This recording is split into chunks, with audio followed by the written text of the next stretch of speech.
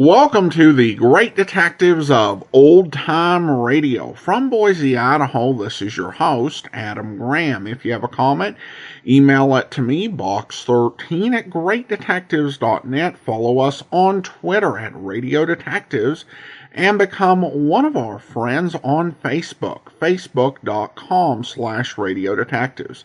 Today's program is brought to you in part by the financial support of our listeners. You can support the show on a one-time basis, support.greatdetectives.net. And I want to thank Burton for supporting the show in that way. Thank you so much for your support, Burton. And you can also send along a recurring donation through the Patreon. Just go to patreon.greatdetectives.net. And you can become one of our Patreon supporters for as little as $2 per month. All right, well, now we're going to get into today's episode of Under Arrest. Today's episode of Under Arrest originally aired November 7th, 1948, and the title is Barber. Mutual presents Under Arrest. Into your cell.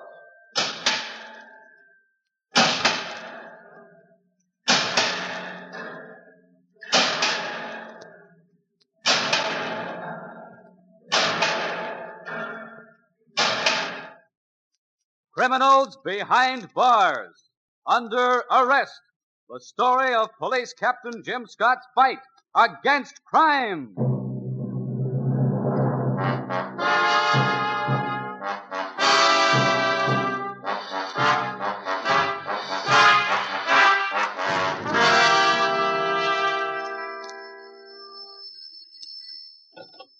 Captain Scott. There's a woman out here to see you, Captain. Madge Barker. Tell her I'm busy. I can't see anybody. Madge Barker, you said? That's right. Yeah. Okay, send her in, Sergeant.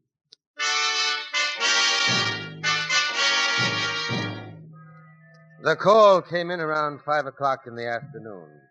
I was busy filling out a report, too busy really to see anybody, but Madge Barker was different. I hadn't seen Madge in years.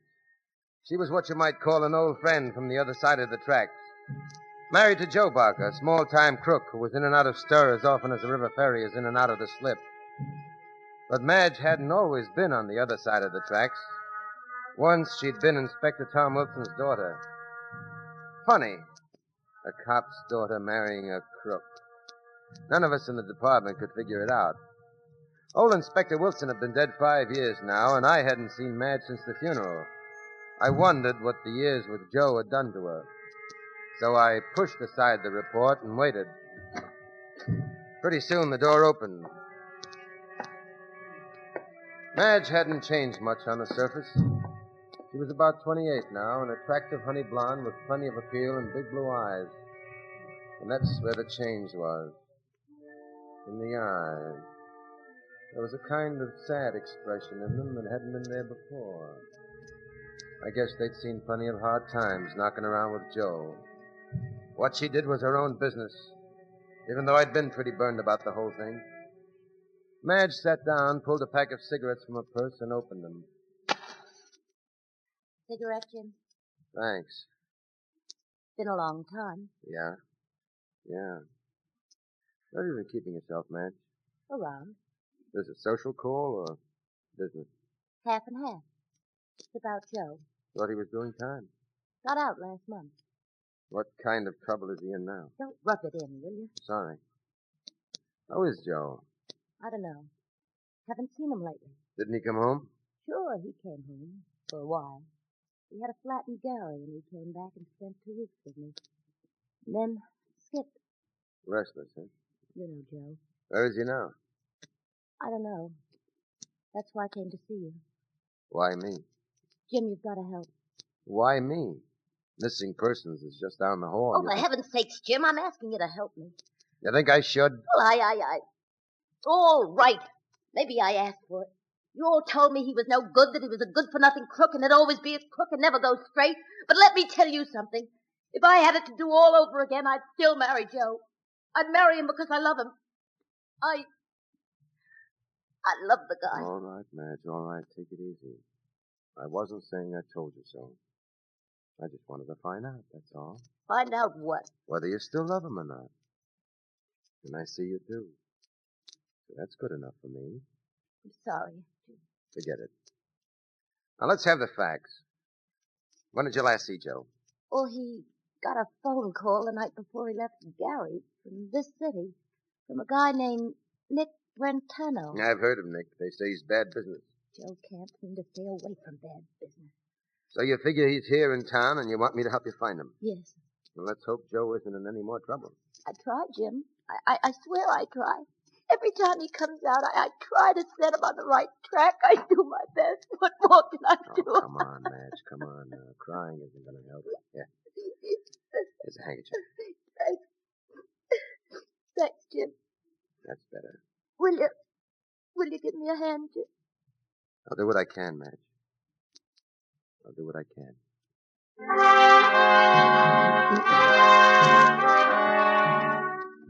When Madge left, I sat back and tried to figure out the best way to find Joe Barker among 4 million people. City's big, and Joe's a small guy. Be no sense in going around knocking on doors, so I went to see the toothpick.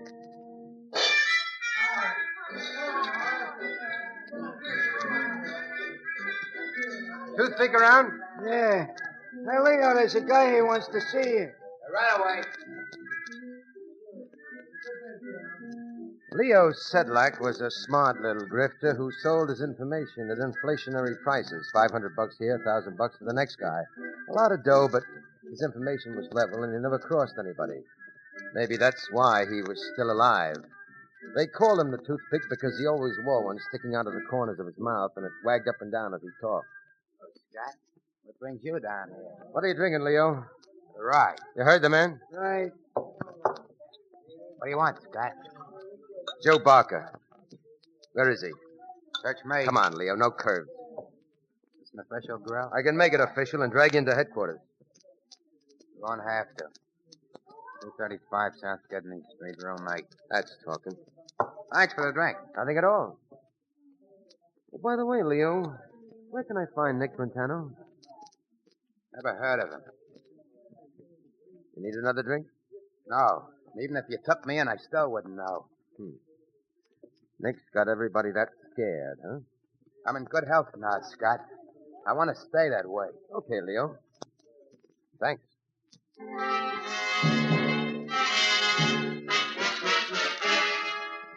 235 South Gedney was a tenement walk-up.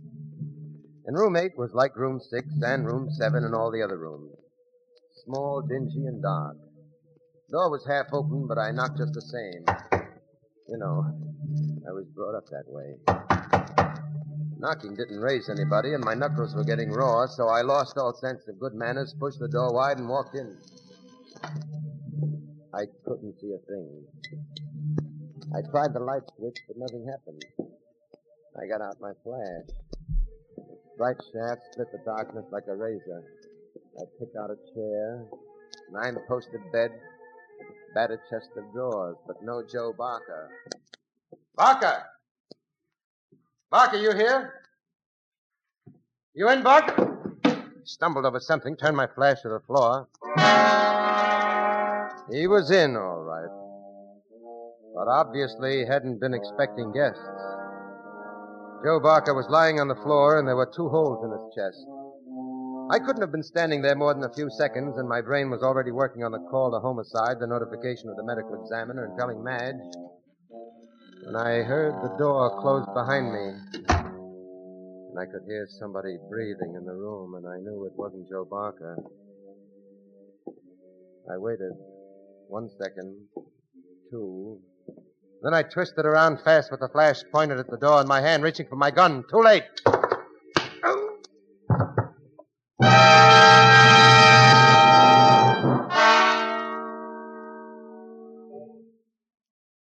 Yeah, that's right. 235 South Gedney. Gedney. G is in girl. When I came out of it, I found myself sitting in a chair with a damp towel on my forehead. The lights were on now, and I heard somebody talking. It sounded very far away. First, I thought it was the Archangel Peter, but when my eyes focused again, I saw that it was Lieutenant Larry Gavin on the phone across the room.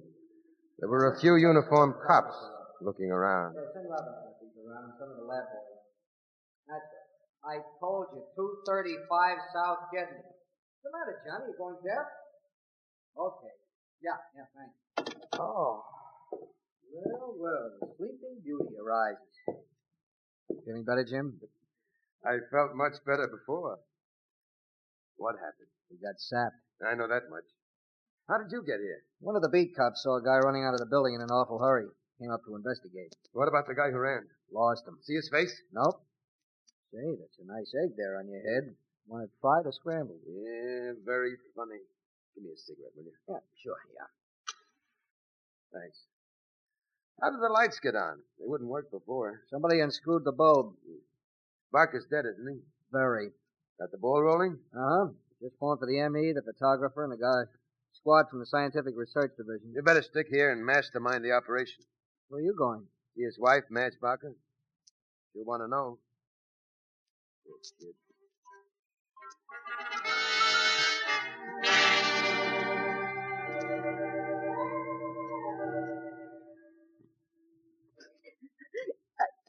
Sorry, Jim. I didn't mean to break down. Well, it had to come sometime. Why keep it in? I don't know why I'm always crying on your shoulder. Forget it. You loved him, didn't you?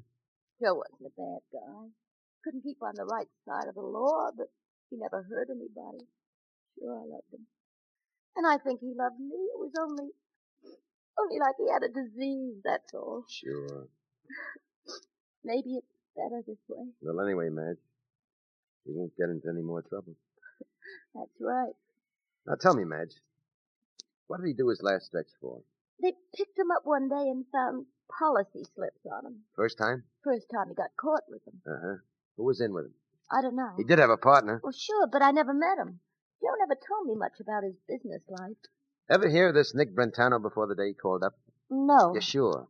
Maybe Joe mentioned him once or twice, but I can't remember. He never named anybody in connection with the policy racket? Not to me. And he wouldn't squeal in court. That's why Joe took the rap alone. Code of the underworld. I always told him it would get him in trouble. Who do you think did it, Jim? I don't know yet, but I'm playing a hunch. What hunch? Nick Brentano is our boy. The Nick Brentano was playing treble at Joe's base in the policy racket, and that one of them tried to cross the other. Joe never tried to cross anybody. Maybe not. You gonna pick him up, this Brentano? When I find him. Where is he? Nobody seems to know. But I'm going to do my best to find out.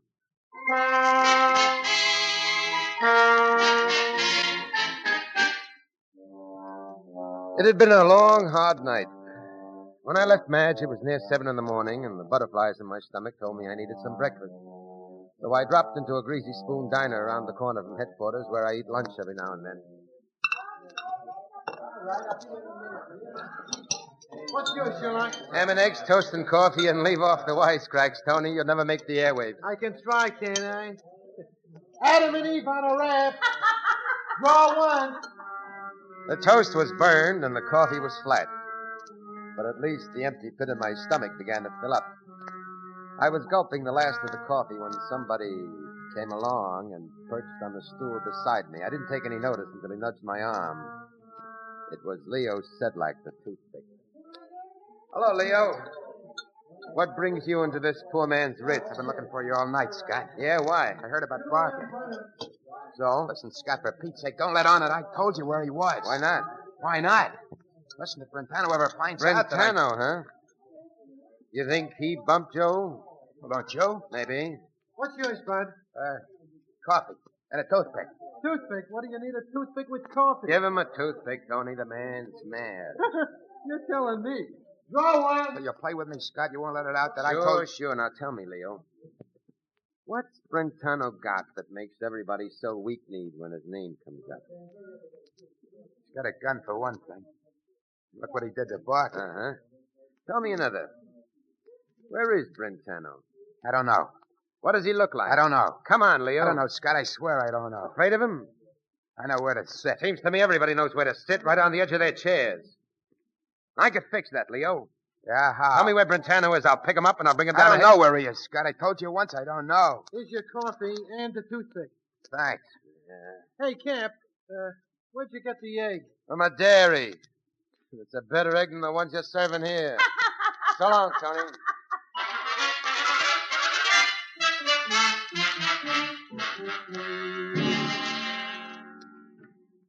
Wanted me, Jim? Yeah, Larry, come in. The head looks better. Feels better. Now, what's new on the Barker killing?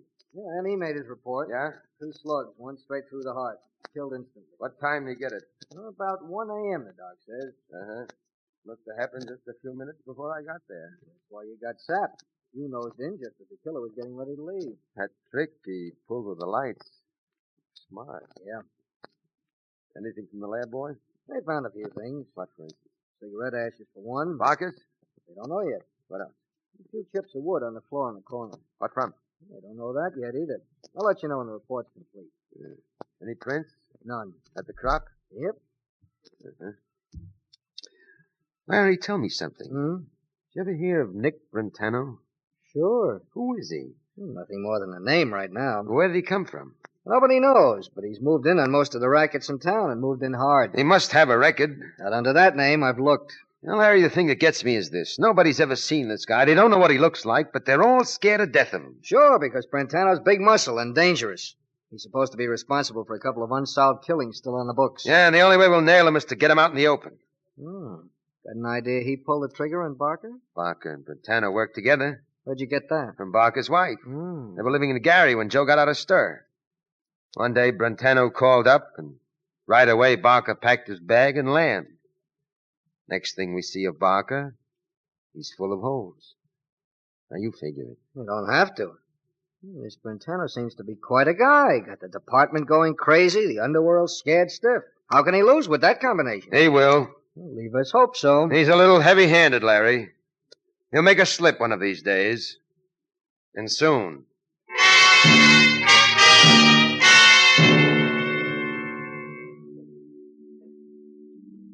They held services for Joe Barker the next day. I went along not out of any deep-seated love for Joe, but because of Madge. As I stood beside her there in the church and looked at Joe's casket, I began to think. Joe Barker had been a crook and a swindler.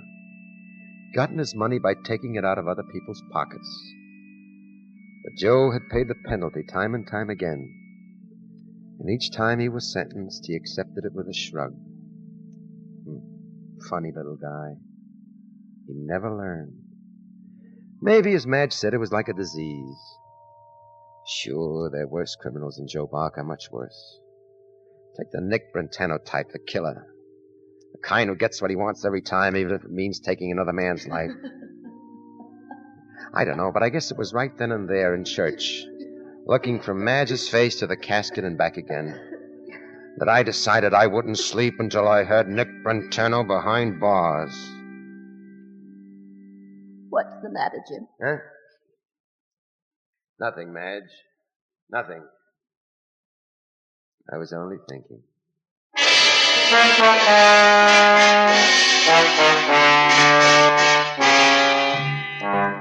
Later out on the street, I offered to go along to the burial. No, you don't have to, Jim. You've got your job. I don't want to keep you away from it. Whatever you say, Madge. And, Jim, thanks. For what? Everything. You've been swell. Forget it. And save the thanks until later. When I bring Joe's killer into headquarters.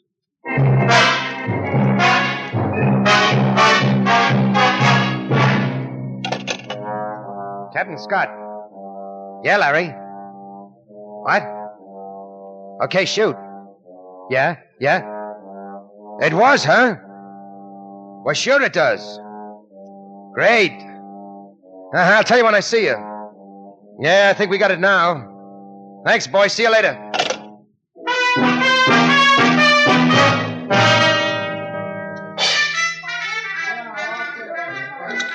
Toothpick around? Yeah, last booth over by the wall. Thanks. Hello, Leo. Scott, Mind if I sit down? go ahead. Thanks. What's on your mind? Same thing. Brentano? Yeah. Why don't you give up, Scott? Where is he, Leo? I don't know. Come on. Well, look, Scott, I told you. I know what you told me, and I don't believe it. You know where Brentano hangs his hat, Leo. Why don't you loosen up? Because it wouldn't be healthy. You stay clam, Leo. I can make it unhealthy for you, too.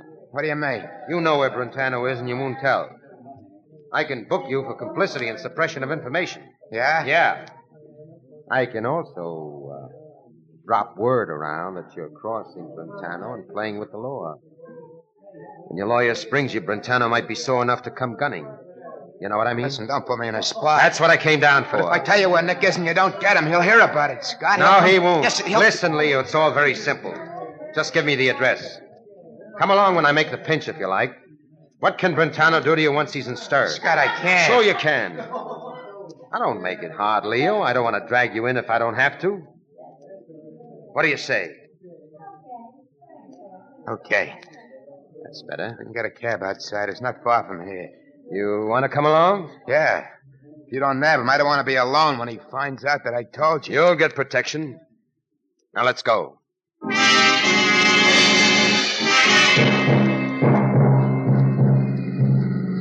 We got a cab right outside the tavern. Leo sat hunched up with his hands clamped tightly in his lap. His face looked chalky and the muscles around his mouth were rigid.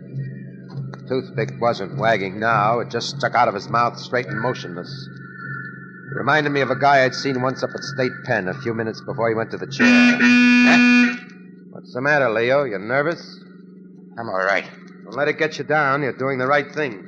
Nick won't think so. Never mind what he thinks. Yeah. And don't worry.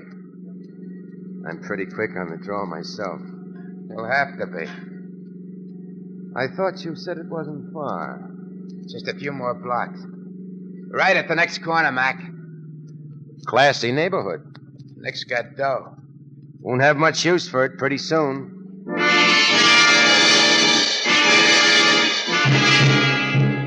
We dropped the cab in front of a quiet, very respectable apartment building in the East 50s.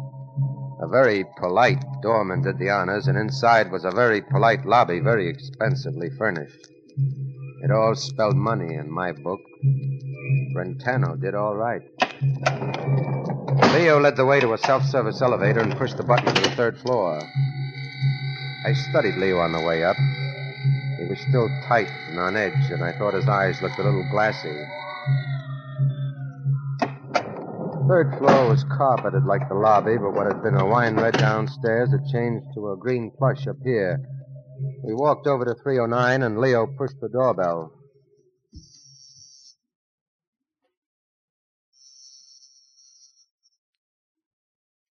Maybe he's not in.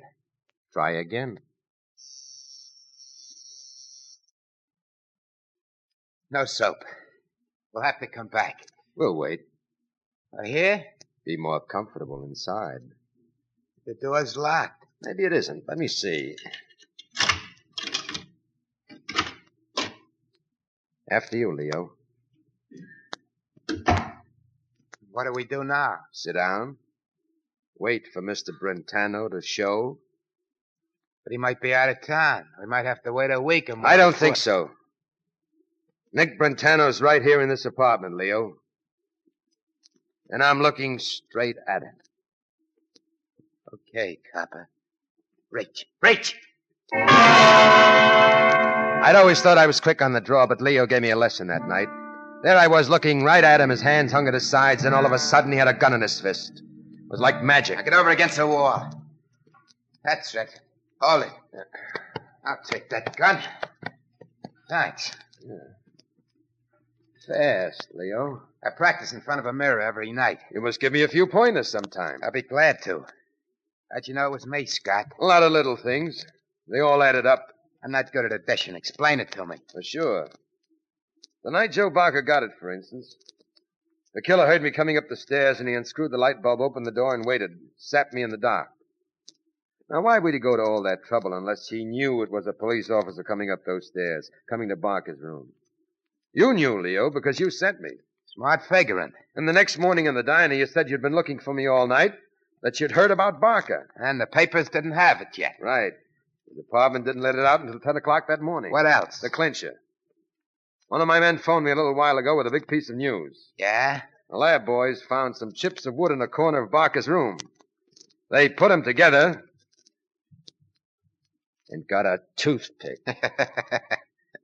Yeah, I have a habit of chewing the picks when I get excited. A bad habit in this case. You left the key to your identity, Leo. Or Nick. By the way, what do you like to be called? Leo. That's my right name. Yeah. They all added up, Leo. But it wasn't enough. I had to have it out of your own mouth, and I've got it. But it won't do you any good. Maybe. Tell me, Leo, why did you kill Barker? Could never figure that. He thought I owed him $100. Did you? Well, that's beside the point. He got sore about it. He threatened to spill about the policy game and about me being Brentano. Why didn't you pay him the $100 and send him on his way? Because I like money too much. Too bad. You had a nice little business at the start. Should have stuck to it. Stuck to what? Being the smart little grifter. When you turned racket man and killer, you stepped out of character, Leo. You can't handle it. You're in trouble now. I'm not worried. No? I got the rod. I'd been watching Leo closely ever since we'd stepped out of the elevator. A big change had come over him. He wasn't tight and tense anymore, but seemed to have command of every muscle in his body. The toothpick wagged up and down like mad now. He was chewing it like a cigar. His eyes weren't cold and steely, but glassy, almost without expression, the eyes of a killer. I watched his trigger finger, waiting for the first sign of tightening. Don't move, Scott. Well, sorry, Leo. Just shifting my feet. Cramp, huh? Yeah.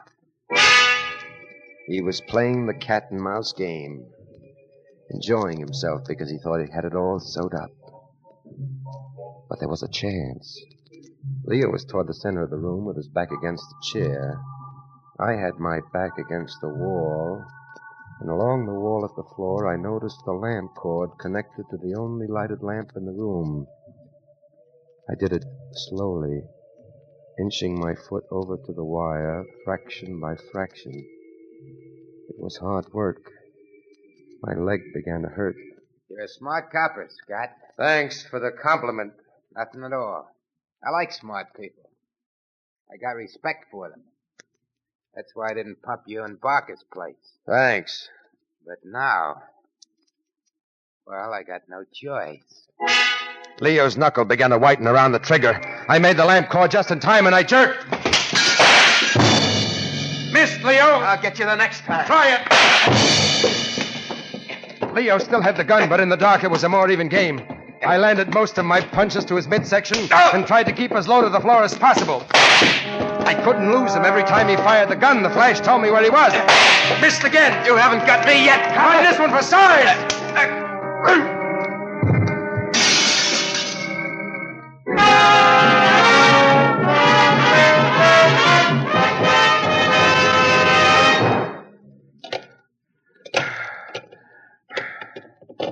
Hello, Johnny. Scott. Yeah. Listen, I got Nick Brentano. Brentano. No, he's not dead, just out cold. 456 Sutton Place, that's it. No, Brentano veers in ballistics. Hurry it up, Johnny, will you? I'm all in.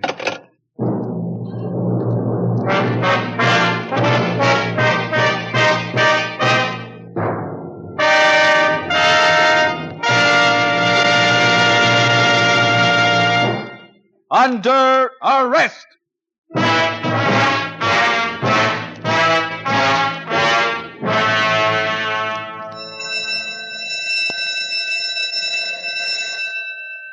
Into your cells.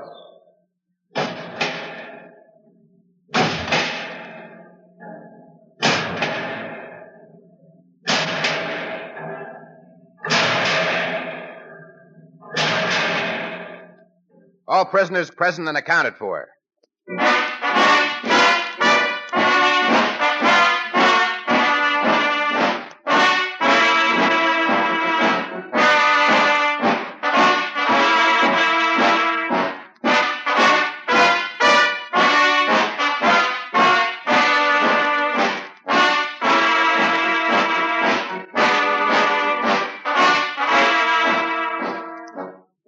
You have just heard Under Arrest, presented by Mutual, a new series featuring Joe DeSantis as Police Captain Jim Scott. Under Arrest is directed by Martin Magna and written by Bill Wells. Original music is composed by Bob Monroe. Madge was played by Florence Robinson, Leo by Joseph Julian, Gavin by Carl Eastman, Tony by Murray Forbes. All names of persons used in Under Arrest are fictitious. Any resemblance to names of actual persons living or dead is coincidental.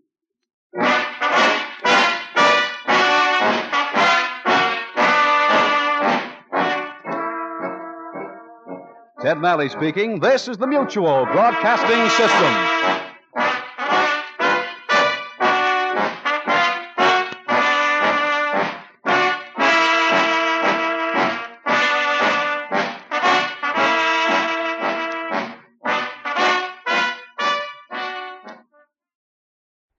Welcome back. Well, overall, this was actually a pretty enjoyable episode. And you'll notice that Susan wasn't in this episode. And I don't actually, it's been a while since I've listened through Under Arrest, but it's been a while, but I don't think she was heard after the summer series.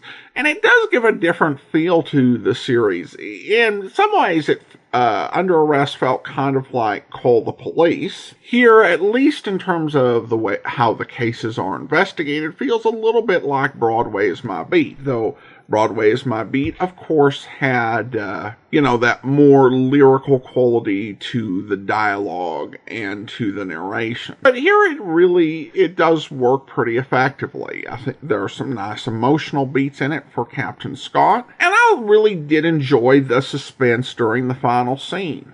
Well, I do want to go ahead and thank our Patreon supporter of the day. Thank you to Paul. Paul's been one of our Patreon supporters since August, currently supporting us at the Shamus level of $4 or more per month. Thanks so much for your support, Paul.